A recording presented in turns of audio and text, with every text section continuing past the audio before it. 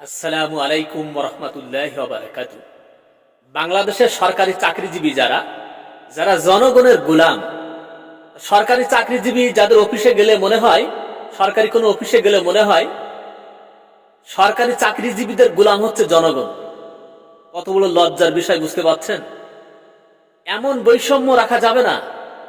এই বৈষম্যগুলো আপনারা পরিবর্তন করবেন। সরকারি চাকরিজীবী যারা, তারা জনগণকে মনে করে যে জনগণ হচ্ছে সরকারি চাকরিজীবীদের গোলাম।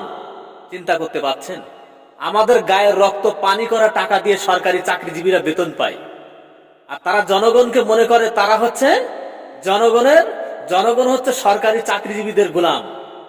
আমাদের বেতন নিয়ে তারা সংসার চালায়, আবার আমরা গেলে আমাদেরকে বাস দেয়। ঘুষ ছাড়া কোনো কাজ করতে পারবেন না। এখন প্রত্যেকটা অফিসে ঘুষ দুর্নীতি ছাড়া কোনো কিছুই নেই, কোনো পরিবর্তন নেই।